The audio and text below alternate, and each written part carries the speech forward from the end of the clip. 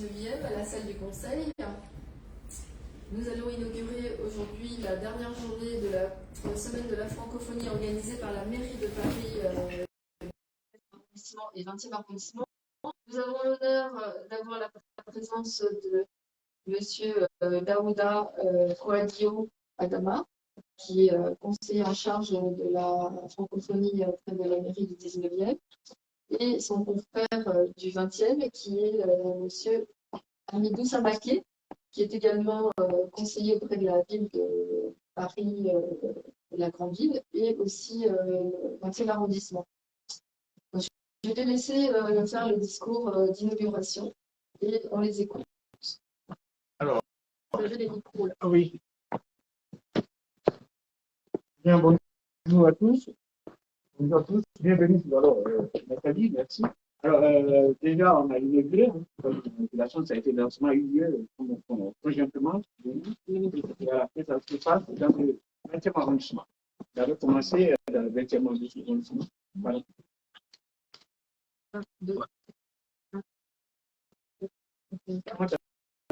Allez-y. Ah bon? C'est bon? Alors, on avait déjà commencé dans le 20e arrondissement. Bien, alors, au nom du maire du 9e arrondissement, M. François Dagneau, au nom de M.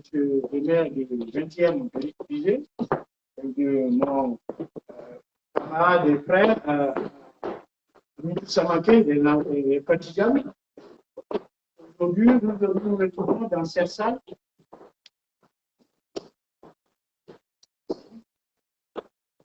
Aujourd'hui, nous trouvons, merci.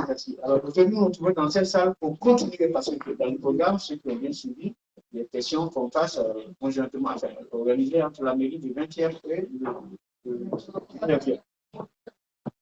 Vous ne m'entendez pas? Si. Mais... C'est bon? Oui, alors, vous m'entendez maintenant? Très bien. Okay, merci. Alors, pourquoi cette rencontre de la francophonie? Vous savez, inutile de vous rappeler que c'est un événement quand même très important pour nous, surtout la francophonie qui doit jouer un rôle très important pour l'avenir de notre langue que nous avons tous. Et ce genre de manifestation spontanée comme cela, comme on le fait, chaque fin de mouvement, chaque marche, nous permet justement de revisiter notre langue française, la langue française et la francophonie, permet de faire évoluer progressivement notre langue. Et c'est pour cela que ça fait des années qu'on a toujours pensé à ça, surtout les pays africains, notamment l'Afrique francophone, parce qu'à partir du moment que nous représentons plus de 62% de, comment dirais-je, de ceux qui parlent la langue française, c'est l'Afrique. Et c'est pour cela qu'on a eu un événement qui s'est déroulé dans le 20e arrondissement avec l'Afrique. Il y avait 3 pays. Il y a la Mauritanie, la Mauritanie, 5 pays, la Mauritanie, la Côte d'Ivoire, le Congo et le Burundi. Alors, et la France. Ça signifie effectivement que cette île voilà. Et ces 5 pays ont contribué à valoriser bien sûr notre langue. Ça nous a permis en tout cas la jeunesse, c'est dans toutes choses, je crois que c'est l'avenir, c'est la jeunesse, et c'est les jeunes, les lycéens qui ont participé massivement à cet événement avec enthousiasme et détermination. Et on remercie encore une fois la mairie de 20e qui nous a permis justement techniquement et sur tout point de vue. On vous remercie. Alors, le maire du 9e vous remercie parce qu'il sait aussi très bien que nous sommes dans une ville où on appelle ça le monde, hein. Et puis bon, il savait qu'une communauté, comment dirais-je, de l'étranger, en tout cas, la plupart d'entre eux viennent d'Afrique du Sud ou sahélienne, ou simplement, ils viennent d'ailleurs, mais quand même, on a tous un intérêt commun, l'intérêt de communauté, c'est à travers la langue, à travers les cultures que nous puissions évoluer. Et c'est pour cela que ces deux maires, en tout cas, ils ont décidé que ce développement soit se déroule dans les villes. Et je pense que ça, il a un sens. Et ce sens, il est plus profond dans l'histoire aussi de ces deux villes, notamment du 9e, qui effectivement, tout le monde. Et si nous en sommes ici chaque année, nous manifestons comme la francophonie, c'est le fait quand même, c'est encore plus d'ailleurs. Voilà, c'est une vie qui bouge, une vie qui est consciente aussi il y a que la langue française, effectivement, qui nous unit d'ailleurs notre diversité à travers la diversité que nous connaissons tous. À travers cette diversité, nous puissions vivre ensemble, en se communiquant ensemble le matin et le soir à travers notre langue, qui est la langue française.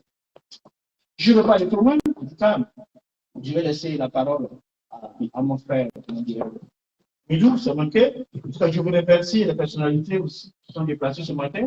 Ce matin, samedi matin, c'est pas tout le monde qui a du courage. Donc voilà, ce courage, en tout cas, on ne jamais de remercier. Merci. Bonjour à toutes et à tous. Je suis très heureux de vous retrouver ici ce matin à la mairie du 19e arrondissement de Paris pour cet événement qui a commencé depuis jeudi dernier. Alors, avant de commencer à parler, je voudrais d'abord commencer par me présenter à vous, parce que je pense qu'il y a beaucoup de gens qui ne me connaissent pas. Je suis Amélie Samaké, conseiller de Paris, conseiller de la métropole du Grand Paris, parce que ça, beaucoup de gens ne le savent pas, je pense que c'est important, et surtout conseiller délégué auprès du maire du 20e arrondissement, en charge des relations internationales et de la francophonie, du lien intergénérationnel et des seniors. C'est avec enthousiasme, quand il y a eu le projet de travailler ensemble entre la mairie du 19e et la mairie du 20e, que j'ai dit spontanément oui à mon ami et frère Adama Daouda Kwadio, que je connais depuis longtemps, et je rêvais, bien entendu, de faire un travail collectif avec lui concernant nos deux villes.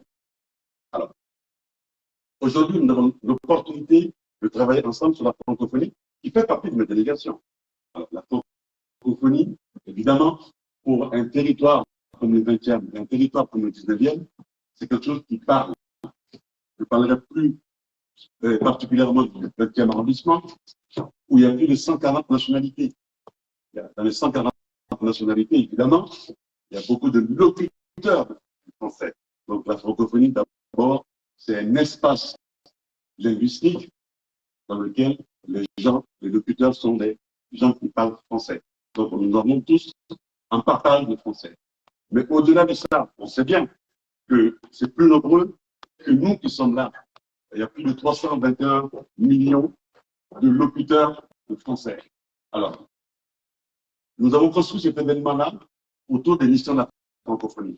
Alors, la première partie a été faite dans le 20e arrondissement, jeudi, sur le concours d'éloquence. C'est quoi le concours d'éloquence? C'est d'abord la maîtrise de la langue. Si on ne maîtrise pas la langue, on ne peut pas bien la parler. Voilà. Et cela, ça a été un moment de concours, mais surtout un moment de partage avec la jeunesse des 5 pays, comme on a dit tout à l'heure, à savoir le Burundi, et le Burundais qui étaient avec nous, là, et le Congo, la RDC, il y avait des gens qui étaient aussi de la Côte d'Ivoire, ils étaient nombreux. D'ailleurs, je pense même que là, parmi les gagnants, je pense qu'il y avait un Ivoirien. Il y avait aussi des gens de la Mauritanie et de la France. Recording in progress. Et de la France, avec évidemment la participation de la Martinique, quelque chose qui nous a fait chaud au cœur, parce qu'il s'agissait de la petite fille d'Aimé Césaire qui nous a aussi rejoint dans cet événement-là. Aujourd'hui, nous sommes là dans autre chose, mais toujours dans la francophonie, parce que la francophonie a différentes missions. Alors, on s'inscrit dans une de ces missions, je l'ai dit, hein, promouvoir la langue française et la diversité culturelle et linguistique. Promouvoir la paix, la démocratie et les droits de l'homme. Je pense qu'on peut s'arrêter là. Ça fait partie des missions de la francophonie. Et donc, dans ce cadre-là, nous avons monté un événement basé sur des conférences pour expliquer que la francophonie aussi peut servir, va servir à la promotion de la paix. Et je suis bien content qu'aujourd'hui, on a une conférencière qui est Angelina Kay, que je connais bien, avec sa collègue que je connais moins bien, mais que je connais tout à l'heure. Voilà. Sur ce sujet-là, vision de la paix par la femme chinoise. C'est extraordinaire. Donc, en tout cas, je suis heureux d'être là. Et je pense qu'aujourd'hui, c'est le premier pas d'un grand événement qu'on va construire, consolider. Voilà. Donc, en tout cas, bravo à vous. Merci d'être là. Merci de participer à la promotion du français, la francophonie. Et voilà. Bon courage, bon travail. Merci. Merci infiniment. Moussa Maké et Daouda Wadio Adama, qui êtes les fiers représentants du premier lancement de la semaine de la francophonie pour la ville de Paris. Donc, on a l'ambition pour les années futures de faire perdurer, comme dit M. Samaké. Il souhaite même après son mandat faire perdurer ses actions. Alors, nous accueillons également en visioconférence Amani Moussi Makweli, qui est du Congo. Nous avons aussi Raphaël Lumbo, qui est aussi du Congo. Et les deux personnes, Patrick Bérébi et Sylvie Etienne, qui est de Smile Africa. Voilà. Donc, tout au long de la journée, nous aurons plusieurs intervenants aussi qui interviendront en visioconférence. On vous donnera la parole tout à l'heure. Hein. Donc, nous accueillons aujourd'hui pour le premier panel inaugural de cette journée de conférence un panel féminin. Les deux autres intervenants s'excusent parce qu'ils ont un empêchement majeur. Donc, nous allons commencer par le thème de la vision de la paix en francophonie, avec plusieurs continents qui sont très peu représentés en francophonie, somme toute. Donc, nous avons le continent arabe avec Madame africain, pardon. Le continent africain, pardon, avec Samira Saïdi, et je me présente un peu plus longuement, et tout à l'heure, et Angelina Kay qui représente la Chine. Alors, Angelina, elle a participé également, je vous montre, à cette grande somme, à cet événement, les 70 ans des citoyens du monde. Toutes les deux ont été intervenantes dans ce livre. Voilà, donc, si vous voulez en savoir davantage sur elles, elles sont aussi intervenues sur un autre sujet, la citoyenneté mondiale, dans ce livre. Alors, je vais les présenter plus précisément. Donc, Angelina Kay est l'héritière de son père également, en tant que médecin de médecine traditionnelle chinoise. Elle est diplômée donc d'acupuncture internationale, médaillée de la Palme d'Or du bénévole international en Chine, en France. En France. Elle est auteure des livres Vaincre le Covid-19 et les autres virus par la médecine traditionnelle chinoise. Elle en a écrit un autre récemment sur le virus, sur la Covid longue et la santé par la médecine traditionnelle chinoise en 5 saisons. Elle est également fondatrice et présidente de l'association franco-chinoise interculturelle. Elle organise bientôt un grand événement Dragon Boat, peut-être elle en parlera tout à l'heure, en 2023, en juin 2023. Elle est secrétaire générale du cercle franco-chinois au niveau de la section économique auprès de Jacques Van Windel, comme président d'honneur. Elle est également secrétaire générale du comité des associations chinoises au département 93 au niveau de la sécurité et de l'intégration à l'international dans des réunions sur ce thème-là. Et elle est membre également du comité de suivi des actes de délinquance et de racisme. Alors, on va l'écouter sur le thème chinoise et elle va me guider pour que je lui passe ces slides. Voilà, je lui donne la parole. Angelina Kay, présidente de l'association AFC franco-chinoise. Bonjour à toutes et tous. Merci d'avoir accueilli et puis merci de mettre un choix du 19e et 20e arrondissement que je connaissais. Vous connaissez que le quartier Belleville est un quartier qui est vraiment intersecteur entre les deux villes, 19e et 18e, où il y avait beaucoup des Chinois, des Français d'origine chinoise. Et donc, j'ai l'habitude de me voyer souvent et participer à ce genre d'événements. En parlant du sujet de la vision de la paix des femmes chinoises. Vous entendez pas? Est-ce que ça va mieux?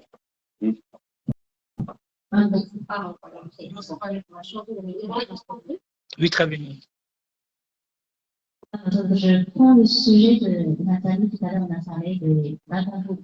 C'est pas le plaisir de découvrir ça en France. Vagabond, c'est un bateau qui a quitté en fait au-delà de 10 à 20 personnes, et bagaillères. Et en Chine, à l'époque, c'était un sport qui est festival, qui vient de culturel et ancestral. C'est-à-dire qu'à chaque occasion de double mai, les hommes se montaient dans un bateau. Au début, c'est pour faire venir de la pluie comme les autres pays de l'Asie. Et donc, les hommes se manifestent aux alentours de saison très sécheresse de l'été, pour pouvoir avoir de pluie pour arroser les tentes. Et en fait, après, ça va devenir un festival annuel parce que à chaque village, ils préparent les concours compétitions de bateau et pour pouvoir dire que voilà, c'est notre ville qui porte de l'honneur. Et sauf que les femmes n'ont pas le droit de monter sur ce bateau. Alors, je pense que dans tous les pays, il y a plein de choses. J'ai entendu parler en France, les femmes n'ont pas le droit de rentrer dans un cadre, car il trouve que les femmes vont prendre un tabac, vont tourner le salaire du vin. Je ne sais pas. En tout cas, et par ce biais-là, donc je suis à en France, j'ai entendu qu'il y a un petit conflit qui est en train d'entraîner le bateau. Et je me suis approchée et intégrée qui va aussi participer. J'ai constaté dans le bateau qui est organisé par un Français, et donc ça. C'est-à-dire qu'ils ont monté une équipe mixte. Et c'est-à-dire les femmes ont le droit de monter dans un bateau de la Lagos, pouvoir participer ensemble avec les femmes. Je trouve que c'est vraiment extrême. Et là, ça fait 5 ans que je participe à cet événement de habiller avec les hommes ensemble. Et en France, nous avons eu aussi 2 fois la compétition entre nationales de jeunes en France. Et j'ai une idée, donc pourquoi pas, on lance une compétition internationale. Surtout, c'était pour montrer que nos femmes peuvent aller en France. Et le bateau, ça peut activer les femmes dans le monde entier. Du côté traditionnel, les femmes peuvent aussi voilà, avoir un emplacement à côté des hommes. Et ça, c'est objectif. Hein. Et je trouve que c'est très intéressant. Voilà. Bon, on revient sur le sujet de la vision, je ne vais pas faire beaucoup de temps, de la paix des femmes chinoises. Alors, vous savez qu'en mai 1949, le président Mao Zedong a déclaré que les femmes peuvent tenir la moitié du ciel. Voilà. Et que le 8, donc, le nouveau président, M. Xi Jinping, a formulé aussi une expression similaire en disant que les femmes sont des créatrices de la civilisation humaine, les moteurs du progrès social et des réalisations extraordinaires dans tous les secteurs. Alors, l'attitude des femmes chinoises envers la paix est similaire à celle des femmes d'autres pays. Elles soutiennent généralement la paix et s'opposent à la guerre. Dans l'histoire de la Chine, les femmes ont toujours joué un rôle important dans la préservation de la paix familiale et sociale. Les femmes ne sont plus considérées uniquement comme des victimes du guerre, mais aussi comme des contributeurs de la paix. Leur position active et leur niveau de participation dans le domaine de la paix et de la santé continue de s'améliorer. De plus en plus, les femmes sont nommées en tant que représentantes spécialistes et envoyées spécialistes, devenant des médiatrices sur les questions sensibles. De plus en plus, les femmes prennent place à la table des négociations et deviennent des signataires d'accords de paix.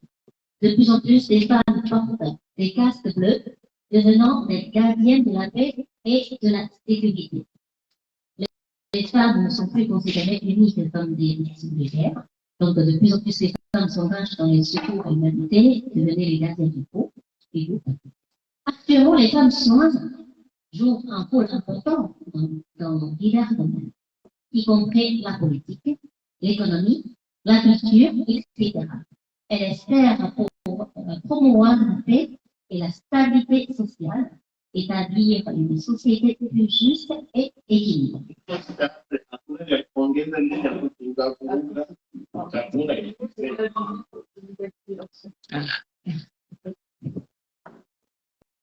Voilà. Donc, je reviens, on a vécu, etc. Elle espère promouvoir la paix et la stabilité sociale, établir une société plus juste et équilibre, y parvenir grâce à leur propre effort. Voici donc quelques historiquement marqués depuis quelques femmes, depuis des siècles. Voilà. Donc, la première femme que j'aimerais présenter, c'est Madame Paurin, qui était une figure historique de la nazie. Nation, donc c'est une nazie 16e ou 11e siècle avant Jésus. Une femme militante qui part pour avoir la paix. Elle a réussi à le réunir une vingtaine parties États contemporains. Non seulement elle est une guerrière habile, mais elle occupe également divers postes en tant qu'officielle du style.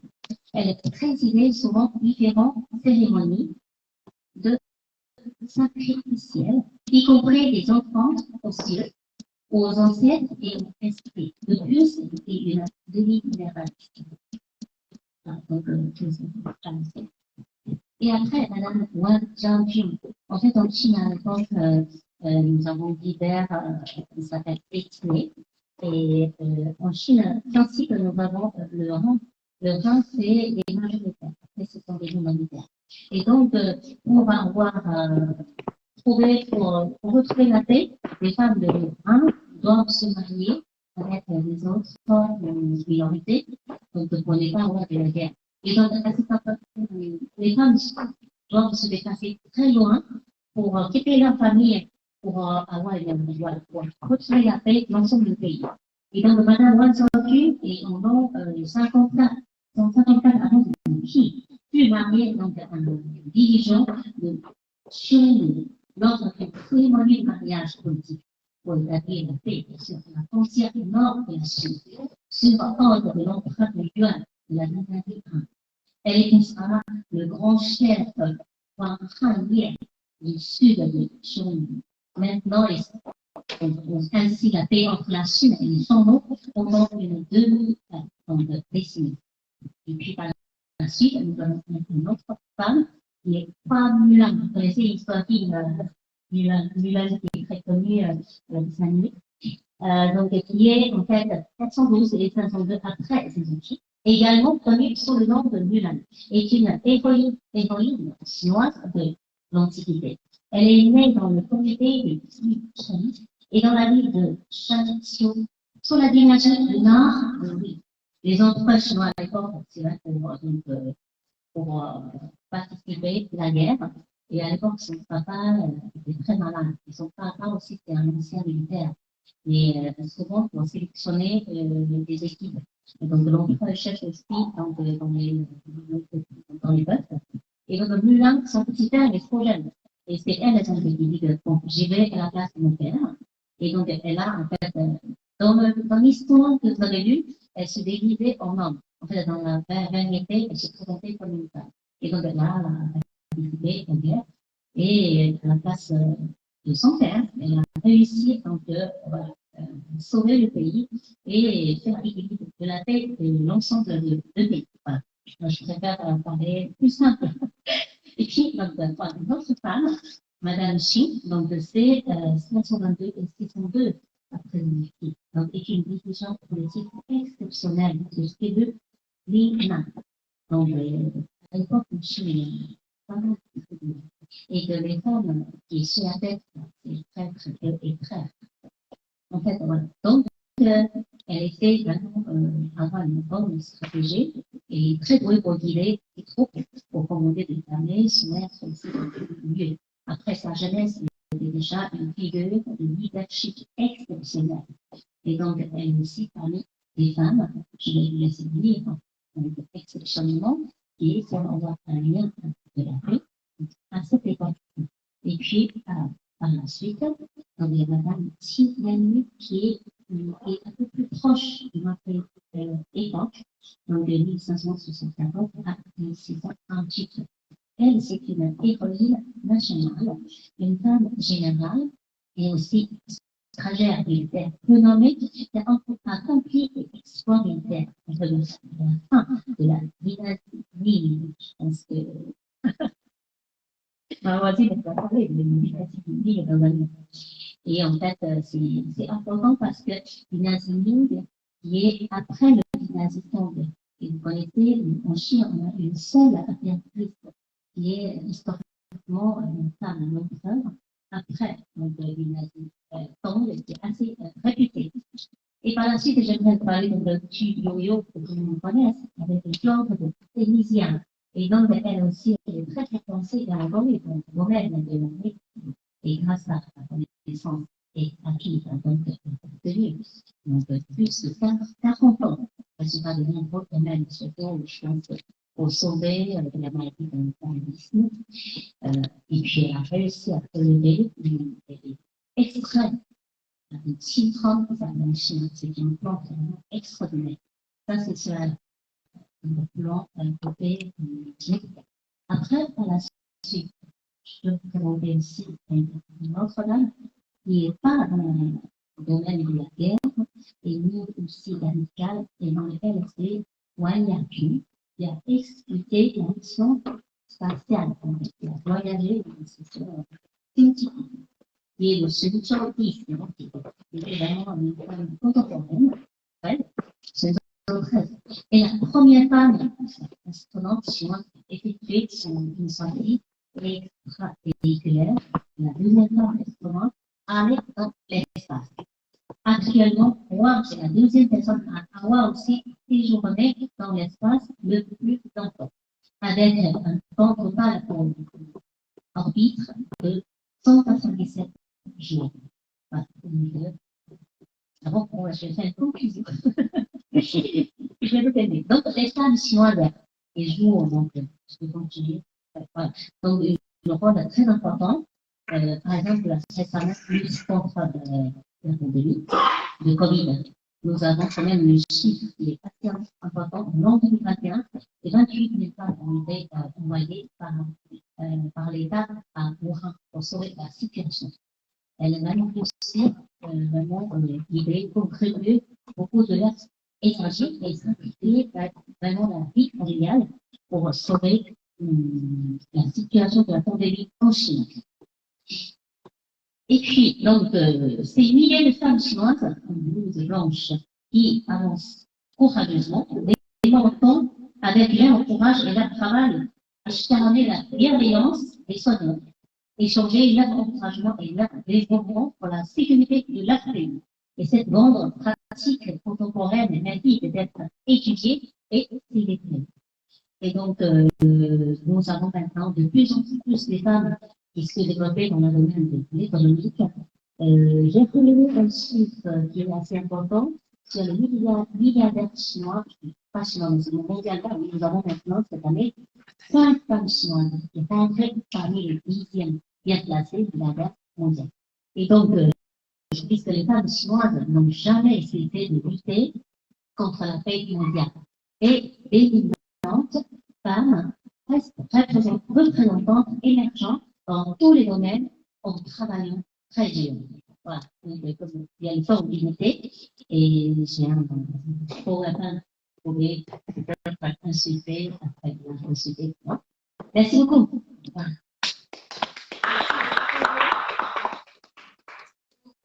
L'impression d'Angelina, il faudra la payer très cher. Alors, je rappelle qu'elle était intervenante officielle, hein, elle a un peu moins d'un minute son estrade avec tous les ambassadeurs en 2018 pour nous, pour le peuple voulons la paix. Le premier tome est là-bas, une assemblée des peuples mondiale qui retrace toutes les interventions à l'Assemblée nationale. Et le troisième jour, c'était à l'UNESCO. On a eu un grand événement à l'UNESCO et sous patronage de l'UNESCO sur le thème de la citoyenneté mondiale qui est dans la politique même de l'UNESCO. Voilà, nous, le peuple, nous voulons la paix. Nous avons 2 intervenantes qui en sont issues. Alors, Samira Saïdi fait partie des intervenantes post-congrès qui n'ont pas pu participer pendant le congrès, mais qui figurent quand même dans un certain nombre du livre au niveau de la réflexion. Ce qui est important, ce qui est le plus important, c'est que nous travaillons sur le thème de la paix, qui est le thème de mon ONG, qui développe le thème d'ingénierie de paix, qui est un concept complètement nouveau. Voilà, donc je ne vais pas m'étaler sur mon concept aujourd'hui. Et on va plutôt développer la somme extraordinaire. Je connais Samira Chaïdi depuis un petit moment. Elle travaille énormément.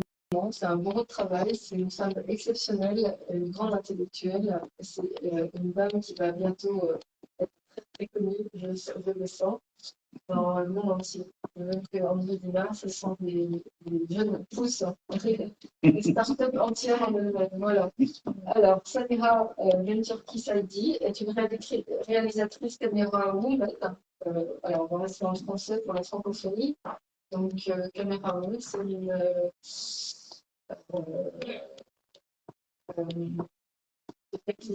un compte de technicienne de caméra. C'est important pour vous de trouver les termes, sinon je vais me faire taper sur les doigts par madame. Et puis, l'illustratrice qui, bah oui, vous êtes vice-présidente de la FA et en charge du monde français des affaires. Et là, j'ai fait une dictée qui était digne de pivot. Hein. Donc, je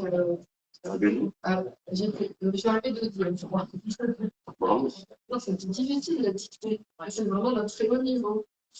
Parce qu'ils intègrent le néologisme francophone. Alors, par exemple, le facing, c'est des frontales. Voilà, par exemple, il existe des mots marchandisage. C'est des nouveaux mots qui veulent imposer le nom du français. Très intéressant. Alors, je reviens à Mme Samira Benturki Saidi, qui est illustratrice, auteure, éditrice algérienne. Elle travaille dans le domaine de l'édition, de la production audiovisuelle, auteure et illustratrice d'ouvrages historiques publiés par des maisons d'édition d'Europe et du Moyen-Orient, une carrière internationale. Elle est spécialisée dans le domaine de la recherche sur les échanges maritimes entre les peuples antiques et en particulier les navigateurs et explorateurs arabes et musulmans.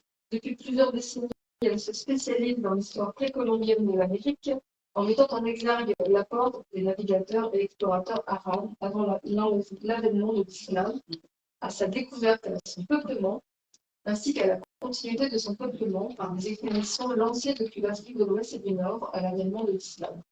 Donc c'est une des premières à protester contre le fait que l'Europe ait découvert Christophe Colomb, par exemple. C'est un exemple évident pour ceux qui étaient là avant Christophe Colomb, mais ce n'est pas évident pour nous, Européens, qui avons appris cela depuis notre tout temps en France, même tout le monde francophone, n'est-ce pas? Donc, je la laisse, je ne peux pas citer toute sa bibliographie qui est gigantissime, je la laisse prendre la parole et nous parler de sa vision de la femme. Et alors, le thème aujourd'hui, c'est conjuguer l'histoire à la francophonie, qui est très très beau déjà. À elle la parole. Samira Chaïdi Benturki. Je te remercie. Magnifique exposé de mon passé, on va dire, dans le domaine de la culture. Donc, le titre de mon intervention est Conjuguant l'histoire et conjuguant l'histoire à la francophonie passé et futur, afin de tenter de déterminer sa durée de vie, en tous les cas, sur le continent africain. L'histoire, telle qu'elle commence à être redécouverte dans ses versions et perspectives diverses et variées, a joué et jouera probablement un rôle sur l'influence que cette langue et d'autres dans le même cas continueront ou cesseront de jouer sur le plan international et tout particulièrement en Afrique, où elle est de plus en plus rejetée par ces populations qui l'associent à leur histoire, à la colonisation des esprits aussi bien que de leur continent, à la prise de possession de leurs richesses et à leur exploitation par la France au détriment des Africains. Et c'est ainsi que les Africains la voient aujourd'hui. À long terme, serait-elle en voie de disparition dans des pays tels que l'Algérie, car un grand point d'interrogation est associé à sa durée de vie considérée par beaucoup comme étant plus limitée. En effet, le peuple algérien commence à la rejeter dans divers domaines de la vie quotidienne, pour diverses raisons, dont la place prépondérante de la langue arabe qui reprend pour ses droits sur son territoire. Et pour ce qui est des langues étrangères, la langue française a été remplacée par la langue anglaise. La francophonie sera-t-elle vouée à disparaître, car des événements historiques jusque-là dissimulés par des livres d'histoire sont aujourd'hui déterrés par les historiens.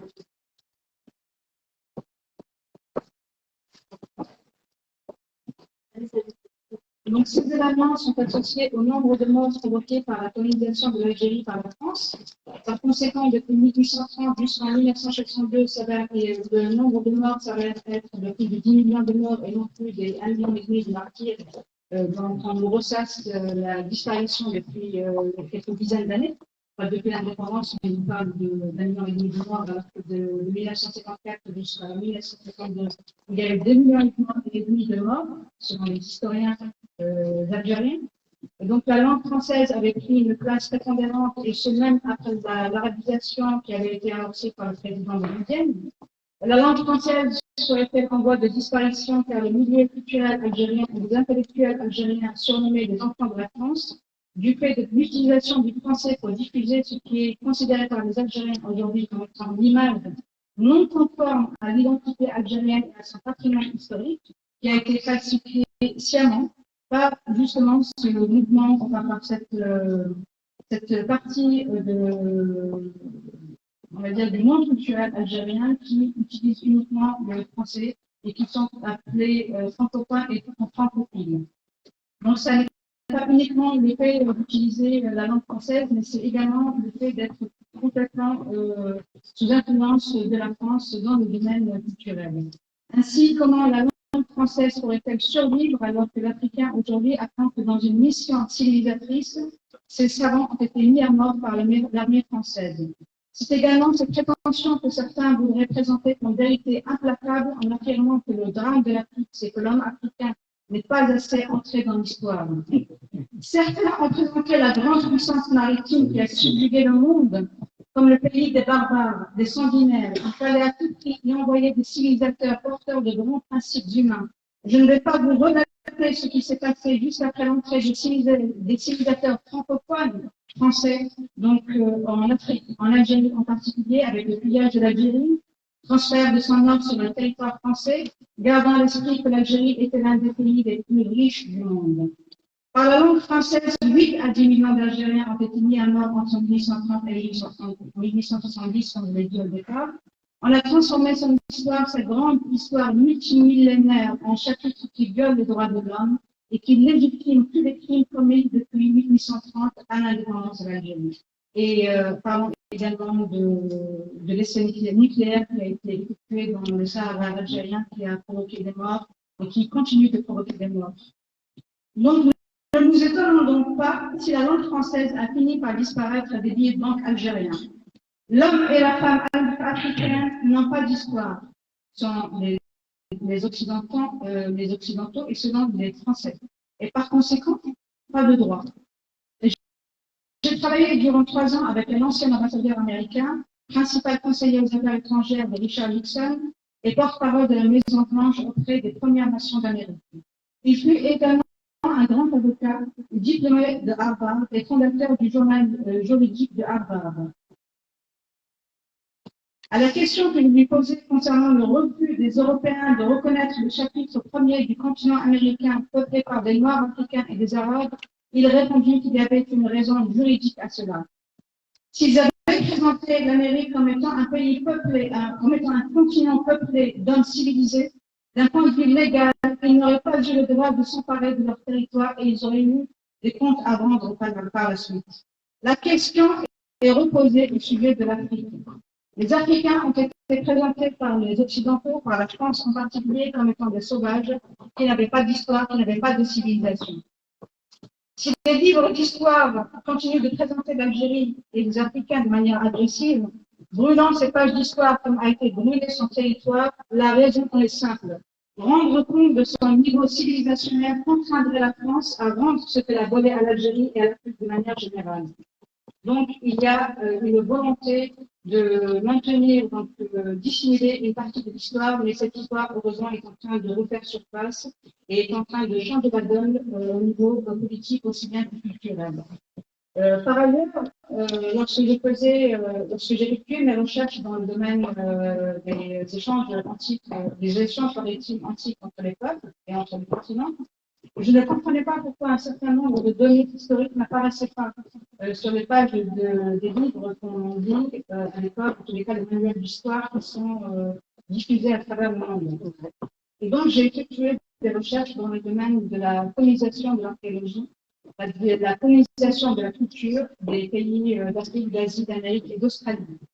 Et donc, il s'avère qu'il y a un certain nombre de spécialistes qui se sont penchés sur la question du pourquoi et du comment cette absence de l'Amérique, par exemple, des Africains de l'histoire de l'Amérique. Et il s'avère que l'étude archéologique des colonies européennes et des sociétés qui ont résulté peut-être comprises plus généralement comme étant liées au processus de colonisation lui-même. Jusqu'à très récemment, la plupart des archéologues, y compris les archéologues de l'histoire, étaient des descendants de groupes de colons dans les territoires autrefois colonisés. Ils ont été employés dans des institutions établies par les gouvernements coloniaux et leurs successeurs dans le cadre d'un régime particulier de production de connaissances. Donc, ces productions de connaissances qui étaient toujours diffusées en langue française pour la partie de l'Afrique qui était colonisée par les Français, a limité donc la diffusion de données historiques qui étaient véridiques et véritables.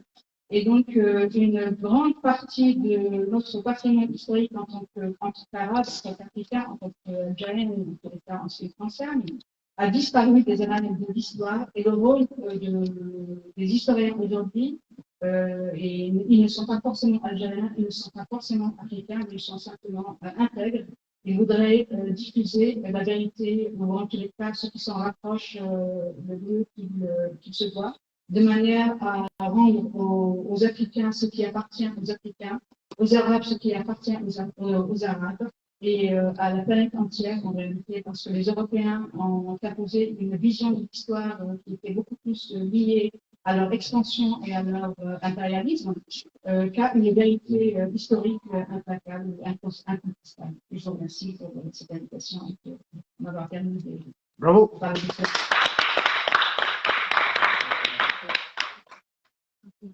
Merci beaucoup pour cet éclairage, toujours pertinent. Alors, c'est une grande innovatrice, Samira, elle gagne vraiment à la découverte. Il faut l'encourager énormément dans ses travaux de fourmi. Alors, juste un petit mot de Madame Nguyen, Noumaï Nguyen, qui est représentante vice-présidente de l'AFPA.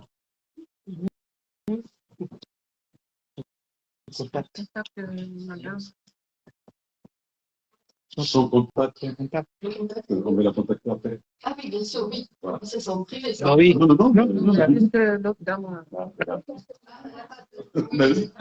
C'est en privé. Ok. Ouais, c'est plus ça. Elle a donné son contact, mais ça. Bon, après, c'est en privé. On va vite terminer parce qu'il y a une conférence qui suit. Donc, Madame Nguyen, ça marche normalement les micros. Attendez, alors, je vous présente Madame Nguyen Noumaï, avec laquelle j'ai participé, qui est représentante vice-présidente du Français des Affaires, qui organise également un concours de la francophonie. Une idée qui était très difficile à laquelle j'ai participé hier sur le Français des Affaires. Et j'ai parlé avec le président qui me dit qu'on est arrivé à la même conclusion dans le livre. Le monde des affaires, c'est le bien et le service. C'est aussi pas une conclusion, c'est ça qui est extraordinaire. Je me dis, c'est quoi le point commun entre le monde des affaires et mon livre pour la paix? Il me dit, mais oui, on arrive à la même conclusion.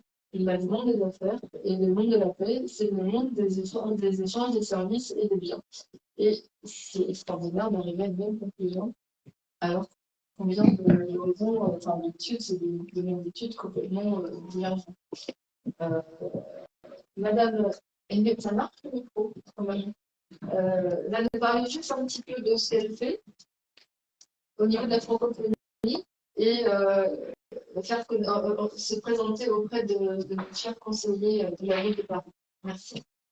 Bonjour, je suis très émue d'être parmi vous parce que vos visages me rappellent beaucoup de choses que nous avons vécues ensemble à travers la francophonie.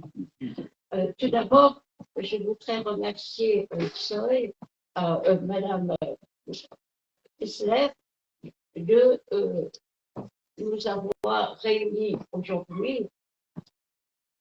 Je vais prendre ça pour enregistrer tout ça. Et, pour l'Algérie, Merci.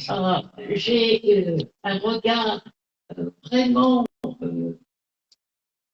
humain pour ce peuple qui a beaucoup vécu et qui nous a donné vraiment une victoire contre le passé, mais une victoire pour le regard d'avenir, parce que ce sont les femmes qui ont pris les rênes de la connaissance scientifique en Algérie.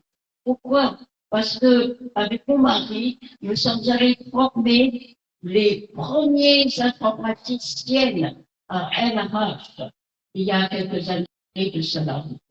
Et aujourd'hui, avec vous, nous allons comprendre pourquoi le français est l'affaire de tous. Nous communiquons en français alors que nos visages traversent l'histoire de notre propre pays. Le Vietnam, pour vous, c'est un pays qui avance. Et c'est un pays qui sait avancer. Nous sommes maintenant dans la francophonie alors que l'ASEAN est présent et que l'anglais est une langue qu'on doit saisir pour commercer. Or, nous avons gardé le français pour les affaires. Pourquoi? Parce que c'est assez précis dans les contrats.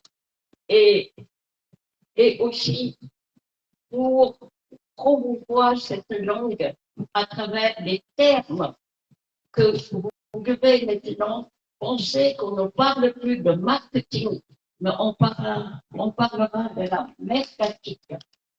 Et pour vous, start-up deviendra jeune pousse.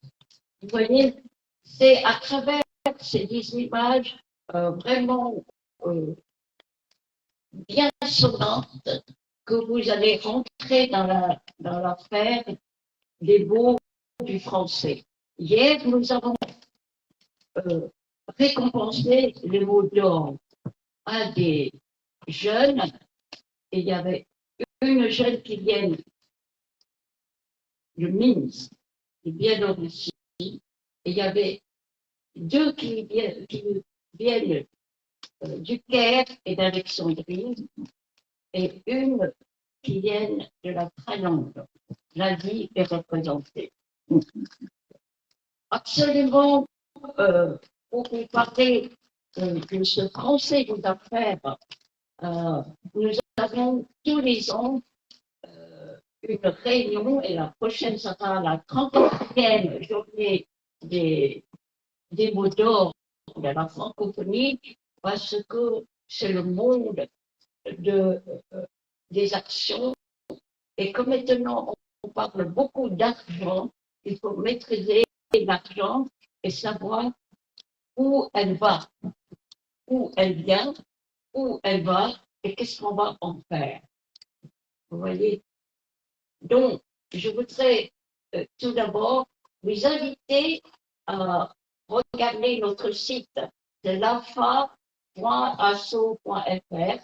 et vous verrez tout ce que nous ferons l'année prochaine. Merci beaucoup. Magnifique. Oui, c'est le hasard qui fait que nous sommes une majorité asiatique. C'est important aussi. Initialement, il était prévu 2 hommes, Thierry Rayer, qui était du monde européen et qui n'a pas pu se déplacer, et l'ambassadeur Omar Keïta, qui est malien. Il s'excuse tous les deux. Donc le panel a un peu évolué entre dans les milieux. Mais c'est intéressant aussi de voir que l'Asie est Ah oui. Ah oui. Heureusement que ça n'est pas arrêté là. Mais j'espère que ça vous a intéressé. Oui. Mais oui. Il n'y a pas longtemps qu'on a fêté quand même les femmes. Donc c'est une année qui a fait les femmes. Donc ça sent un accent encore plus particulier. Je vous remercie infiniment. Est-ce qu'il y a des questions dans la salle? Est-ce qu'il y a des questions dans la salle? Un peu, je vais passer le micro si besoin en fait.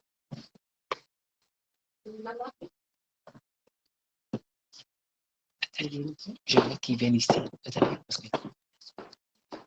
J'aimerais qu'ils viennent ici. Oui, est-ce que quelqu'un peut venir? Faut poser une Il y a des questions question. à Moi, une poser. personne. Alors, Annie, vous devez poser moi une question. Oui. Moi, je n'ai pas particulièrement une question. Je vais d'abord vous féliciter. Là, on a parlé que c'était une tribune exclusivement féminine. Ça me change beaucoup des tribunes habituelles. Donc, je suis très content que ce soit le cas. Et ce qui est quelque chose qui me frappe, il y a eu 4 interventions, c'est 4 expressions, 4 visages, 4 réalités vivantes de la francophonie. Et c'est ça qui est intéressant. Et c'est ça aussi quelque chose que nous voulons promouvoir. Alors, j'en profite pour vous dire que dans une semaine, à la mairie du 20e, on va justement faire une exposition sur les visages de la francophonie. Parce que la francophonie, c'est à un moment donné aussi des visages. Là, on a l'Algérie, on a le Vietnam, on a la Chine, on a la Corée, et voilà. Il y a d'autres pays qui sont là, et des fois, ça se prend. Ça se prend. Alors moi, si j'ai une question que j'aimerais poser, parce que le thème de l'exposé, c'est quand même la paix. La paix. Alors, je ne sais pas si ça a été abordé de façon égale par les unes et les autres, mais en tout cas, la paix, c'est quelque chose qu'on recherche. Alors, c'est quelque chose qu'on recherche avec force, parce que la guerre, c'est la destruction. On ne peut pas construire une société sur la destruction des uns et des autres. Voilà. Donc, la question que j'avais envie de poser à vous toutes, c'est qu'est-ce que vous pensez qu'on peut encore améliorer dans la recherche pour la paix à travers la francophonie? C'est ça, une question que j'aimerais, bon, peut-être qu'elle est philosophique, je ne sais pas, mais en tout cas, c'est une question que sur laquelle j'aimerais vous interpeller. Voilà, puisque vous avez parlé, moi j'ai écouté avec plaisir vos 4 interventions. J'ai écouté sur la Chine. Il y a eu des profils de femmes que je ne peux même pas imaginer. Voilà. Les profils que Angelina a décrits, c'était des profils de femmes exceptionnelles, bon, qui étaient plutôt même des femmes qui ont eu le pouvoir. Ce n'est pas le cas partout. C'est pas le cas partout. Bon, dans les affaires, évidemment, les affaires, c'est un monde à conquérir. Voilà. Il y a tellement d'inégalités de ce point de vue-là que c'était un monde qui était plutôt exclusivement réservé aux hommes. Hein. Je suis désolé de le dire comme ça. Alors après, il y a la question par rapport à l'Algérie. Bon, là, l'exposé a été très clair sur le fait que le français n'est plus tellement la langue officielle. Voilà, mais qu'en même temps, il y a eu ce changement-là qui est important, mais qui n'annule pas la francophonie. Voilà, donc je pense qu'elle est revenue là-dessus. Et la question aussi des femmes arabes par rapport à la lutte pour la paix. Et c'est quand même aussi, je reviens toujours à la question centrale, c'est celle-là. Voilà. Je voudrais vous entendre un petit peu là-dessus. C'est tellement un plaisir de vous avoir entendu que j'aimerais que vous disiez encore quelques mots là-dessus pour peut-être terminer. Merci beaucoup en tout cas. Merci beaucoup. Et j'espère surtout vous revoir ici ou ailleurs. Alors, toutes les 4, on va passer l'une après l'autre. Voilà, on peut commencer par Mira. Non, par respect, on commence par.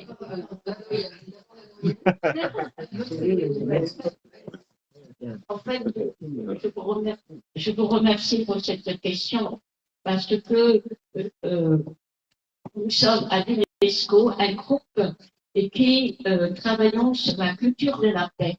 Et la culture de la paix est importante en ce moment parce que nous avons eu des réunions de travail et à la question qui a été posée à un de mes petits-enfants, qu'est-ce que c'est la paix pour toi? Alors, il avait 6 ans à l'époque et il avait dit, la paix pour moi, c'est que je vais dire bonjour à mon ami parce qu'on était fâchés. Et de ce thème-là, nous avons fait petit film et nous avons gagné le premier prix de l'UNESCO en 2013 qui s'appelle Tu es un messagère de la paix. Je vous enverrai le site pour que vous puissiez le voir. Puis ça continue. Je suis désolée, mais mes premiers intervenants pour la culture de la paix ont été mes petits-enfants. Et pourquoi? Parce que je voudrais à tout prix que dans leur vision du futur, il y a un esprit de paix. Et alors, nous avons continué et en 2018, nous avons présenté les robots de la paix à Canton.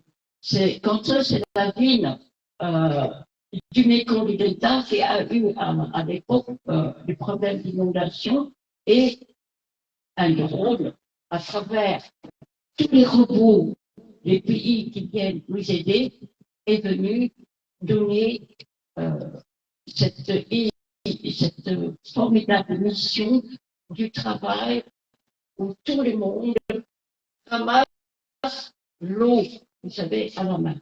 Voilà. Et en 2023, nous sommes allés, toujours pour la culture de la paix, chanter Vietnam à la paix à Toulouse, où je suis venue avec le groupe de l'UNESCO pour présenter, je crois que François était là, ce que nous entendons par la paix. Pour vous répondre à la question directe, ce qu'est pour nous la paix, c'est que la paix, ça se dit dans vos yeux.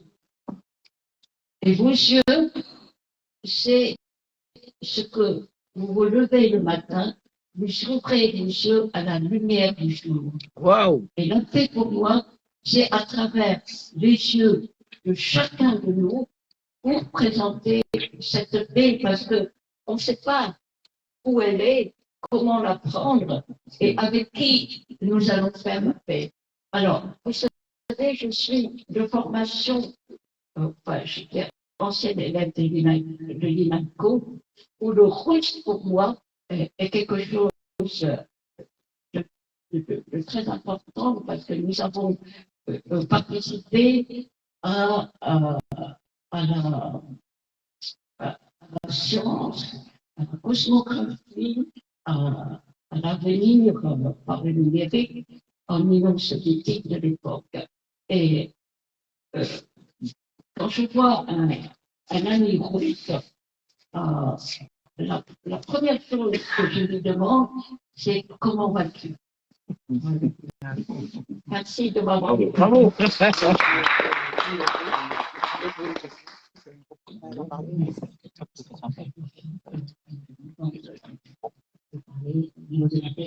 Et donc, pour répondre à M. qui a posé la question sur déjà, vous avez parlé dans l'exemplaire que j'ai donné aux femmes. Vous avez dit que ce sont les femmes qui sont hautes placées. Et non, ce sont des femmes d'abord très courageuses et très osées. Pour une femme à l'époque, dans leur environnement, pour sortir de l'union de femmes qui peuvent dominer les autres, elle est très courageuse. Il faut d'abord dire stop la violence et moi je vais. Et ça, c'est très rare. Ce sont des femmes particulières et exceptionnelles. Et donc, juste aujourd'hui, il y en a très, très peu. C'est-à-dire, par exemple, pour moi, déjà, c'est quoi la guerre? C'est la force contre la faiblesse.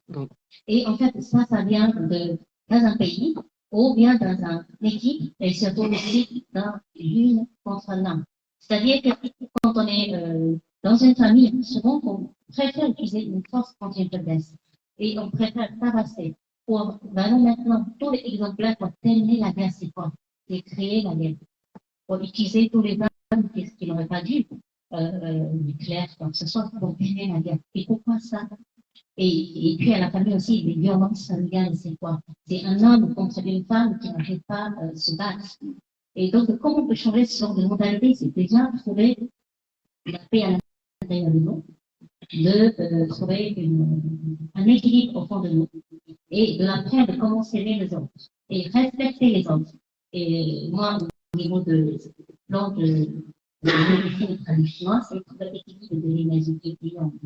C'est-à-dire que, première chose pour obtenir ce que j'ai envie, et c'est pas de battre, et c'est de comment je peux obtenir ce que je veux par déjà les faits raisonnables. Est-ce que je peux l'avoir? Est-ce que lorsqu'on s'est un accord et pas par la guerre? Et donc, entre les pays, en ce moment, ce qui s'est passé, la paix, c'est très important. Mais avant ça, l'éducation. Comment apprendre à nos enfants, déjà, à ne pas se battre, et comment on peut parler, communiquer avec tout ça.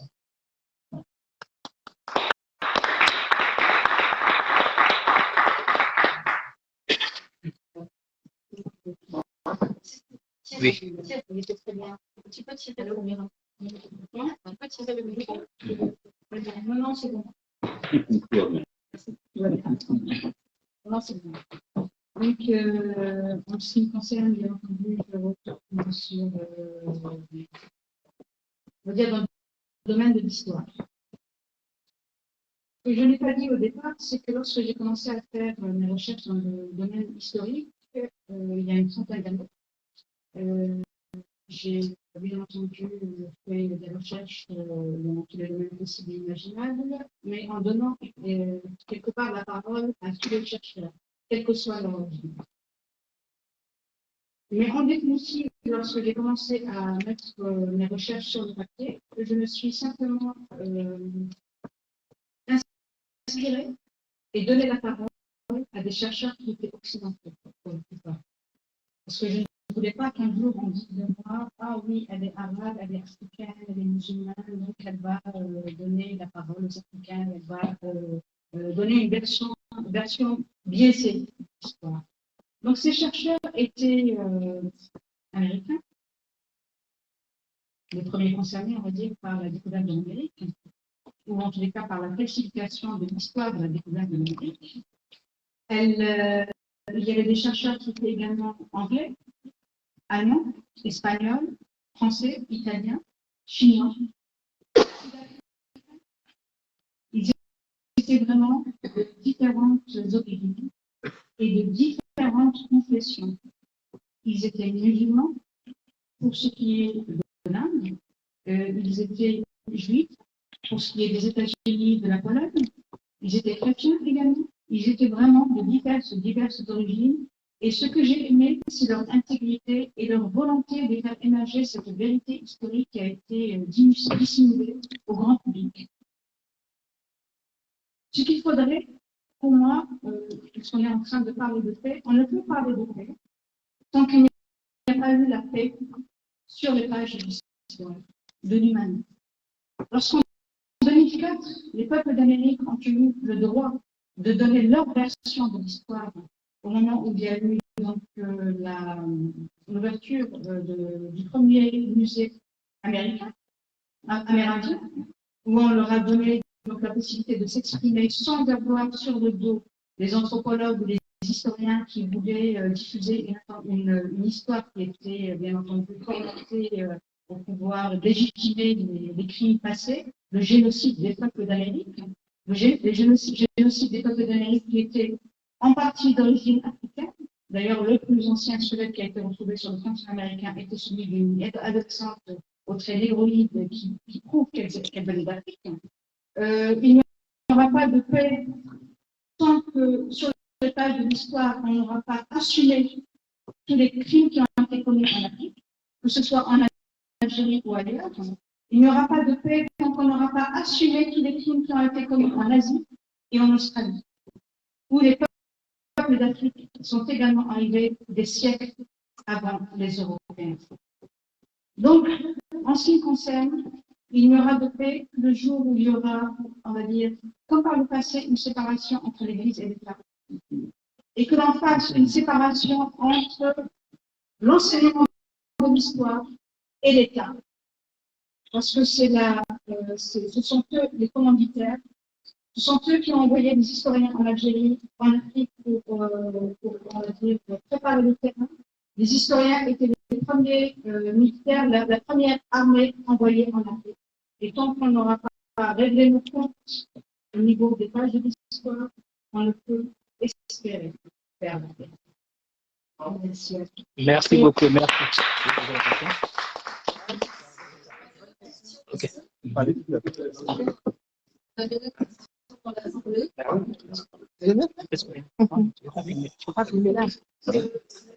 Oui, Nathalie. Mike, je ne peux pas filmer. Oui, je ne vais pas filmer.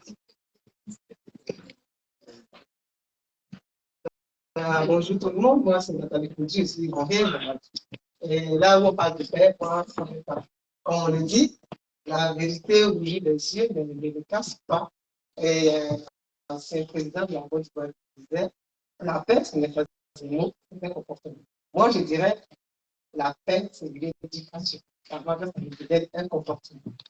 Donc, la guerre, je suis même heureuse d'avoir trouvé deux personnes qui représentent ce que j'ai appris à l'école, la guerre de l'Algérie et la guerre du Vietnam. C'était on nous a fait faire en école sur la guerre de l'Algérie, la guerre du Vietnam. Donc, ce serait bien de travailler vraiment à la paix dans le monde pour éviter les guerres. Et la francophonie, moi, la question que je voulais poser, maintenant, on voit partout dans le monde des gens qui se révoltent contre ce qu'on a subi, la colonisation, ce que ça nous a fait, on veut découvrir nos cultures, nos valeurs, tout ça. Mais on ne peut pas enlever dans nos cœurs, dans nos corps, dans nos pays, trace de la francophonie. On ne peut que vivre avec. Donc, je crois qu'il faut travailler à avoir la paix, il faut travailler pour dire la vérité aux gens. Et la francophonie, bah, c'est notre culture, hein, c'est l'héritage qu'on a eu. Donc, on ne peut que vivre. La question que je veux vous poser par rapport à la paix et la francophonie. Pensez-vous que la francophonie risque de disparaître un jour de notre culture par rapport à tout ce qui se passe dans les pays francophones? Merci. Il y a un grand projet qui permettrait de faire revivre, j'en parlais l'an dernier, je vais vous laisser la parole de nouveau. Alors, ça n'est pas.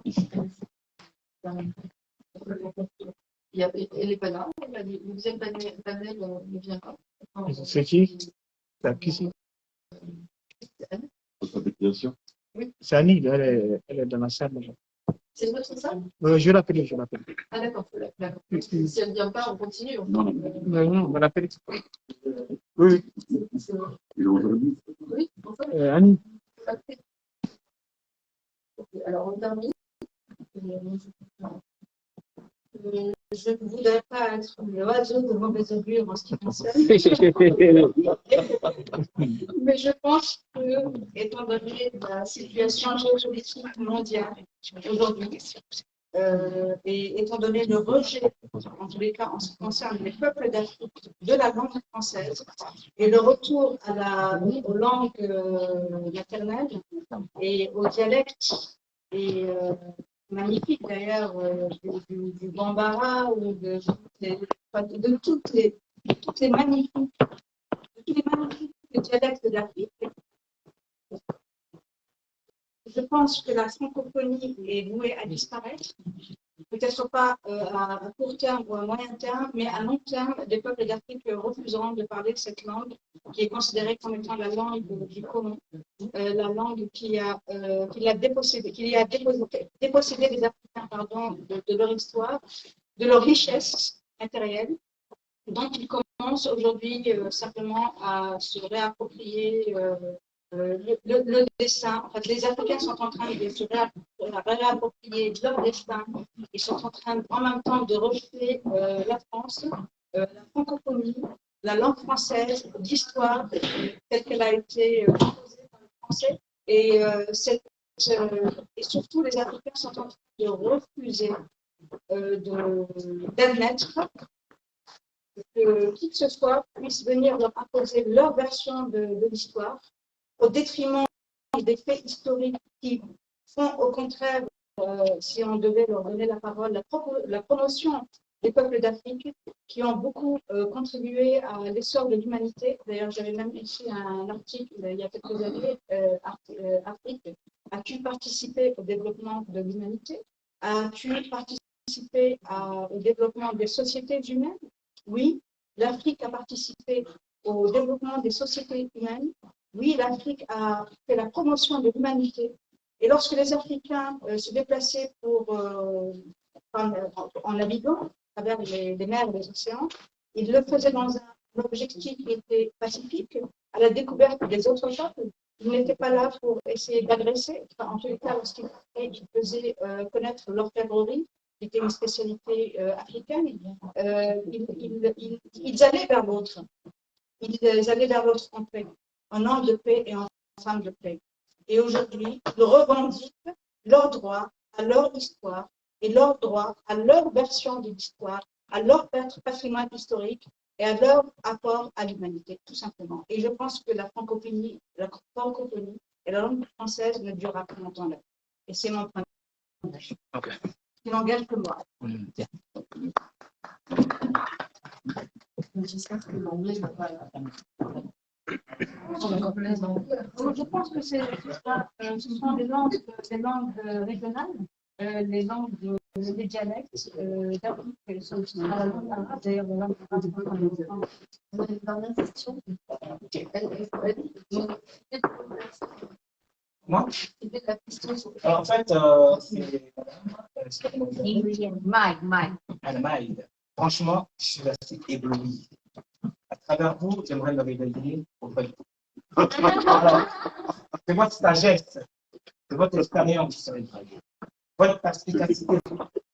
Comme vous faites aujourd'hui, pour être parmi vos enfants et à vous souvenir encore de tout le passé.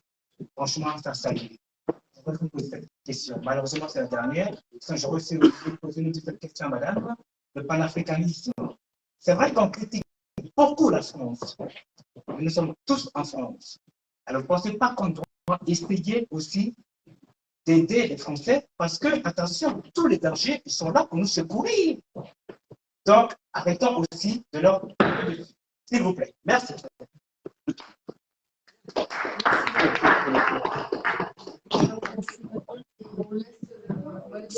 C'est bon, oui, c'est bien. Là, c'est bien. Les tables rondes, c'est bien pour poser des questions, ouvrir. Laissez-la reprendre. Elle répond pas à la question? Oui. Extraordinaire. Et s'il vous plaît. Aujourd'hui, rester à toujours dans ma mémoire. Vous savez, je pense que tout ce qui a été dit ici, c'est pour moi une leçon de vie.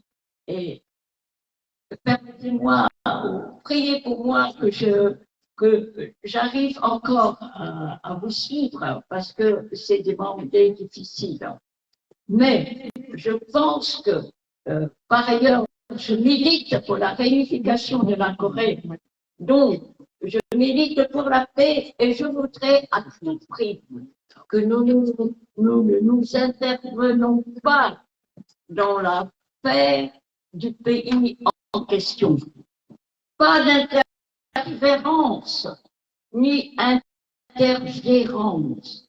Et l'Afrique, bien sûr, est aux Africains. Et c'est à eux seuls de dire s'ils veulent le panafricanisme ou l'ouverture vers les autres. Et l'ouverture pour les autres, pour l'instant, vous devez accepter la francophonie. Pour l'instant, à court terme ou à moyen terme. Mais à long terme, il faudrait, comme dit ma collègue algérienne, donner la parole à l'Afrique. Parce que l'Afrique, c'est un vaste continent. Et les Africains, vous savez, sont des peuples très ouverts.